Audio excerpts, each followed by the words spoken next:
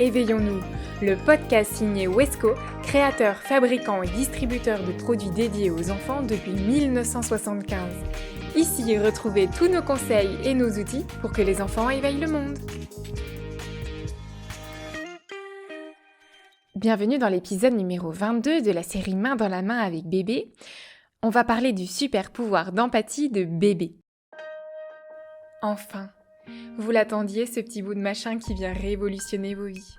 Bébé est lové dans vos bras et vous vous demandez, serait-il livré avec un mode d'emploi ? Vous connaissez la réponse. Alors, chez Wesco, on a décidé de rassembler nos meilleurs neurones dans cette série et de vous accompagner dans cet incroyable voyage.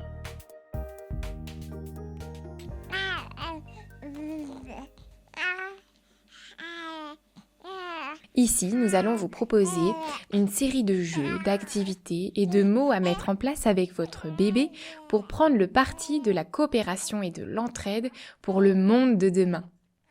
Dès la naissance, l'enfant est doué d'un sens de l'empathie. Cette compétence innée va lui permettre de se rapporter au monde, à ses pairs. Elle est le fondement des liens sociaux qu'il établira par la suite. Comment encourager ce super pouvoir ?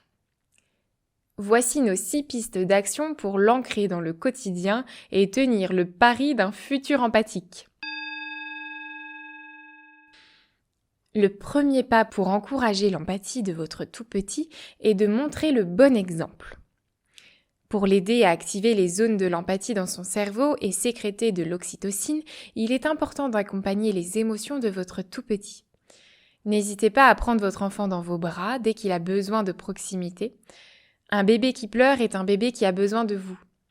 En le prenant dans vos bras, vous construisez un lien d'attachement sécure et vous l'aidez à réduire son stress, à apprivoiser ses émotions.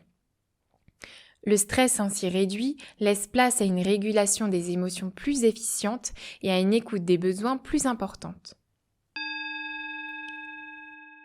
Au quotidien, verbalisez les situations et les émotions qui en découlent. Alors qu'il exprime haut et fort son refus catégorique de mettre ses chaussures, peut-être pourriez-vous lui demander calmement pourquoi. Ensuite, faites-lui comprendre que pour sortir jouer, il a besoin de chaussures car les graviers sont inconfortables. La parole est un super pouvoir à ne pas négliger. Bien que le vocabulaire de votre tout-petit soit encore loin des exigences voltairiennes, vous l'incitez ainsi à coopérer et en prenant le temps de comprendre son point de vue, vous lui montrez l'exemple de l'empathie. Parler est le meilleur moyen de permettre à l'enfant de se développer au mieux. À m'asseoir sur un banc, 5 minutes avec toi. Désolée, je n'ai pas du tout l'air, mais voilà, vous pouvez regarder les enfants dans le parc et lui dire « Regarde ce petit enfant, il semble bien content de jouer avec un seau. Il doit être fier d'avoir construit un château de sable, il s'est bien appliqué. » Ou bien « Regarde cet enfant qui pleure et cet autre qui lui a proposé un doudou pour se consoler. » En faisant coïncider les situations et les émotions ressenties, vous permettez à votre tout-petit d'enrichir son vocabulaire, de mieux comprendre toute la normalité des émotions. Autant que faire se peut, vous valorisez les actions de prendre soin et de coopération. C'est en mettant en lumière les petits gestes du quotidien que vous inscrirez l'empathie comme rôle modèle. Laissez une place toute particulière aux jeux d'imitation. Les baigneurs, poupons et autres poupées sont autour de 2 ans un excellent objet de projection et d'exercice de l'empathie. Il va d'une part permettre à votre enfant de développer ses capacités langagières et d'autre part lui offrir les avantages des jeux de rôle, de se mettre à la place de ses personnages. Le jeu d'imitation offre d'innombrables bénéfices pendant des années. En effet, il remplit 4 des 6 objectifs que les programmes français fixent à l'école maternelle.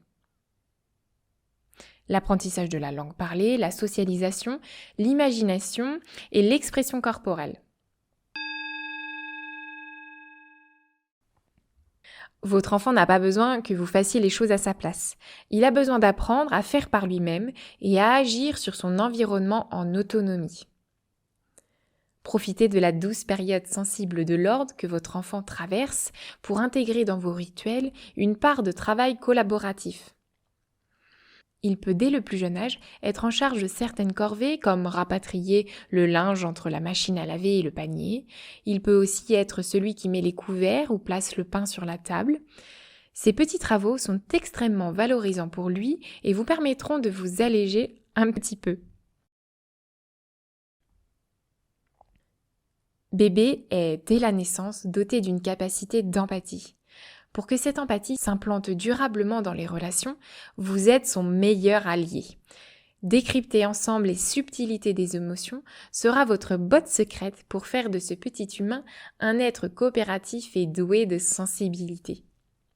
Merci de nous avoir écoutés. Retrouvez nos épisodes sur toutes les plateformes d'écoute et si vous les appréciez, n'hésitez pas à laisser un avis.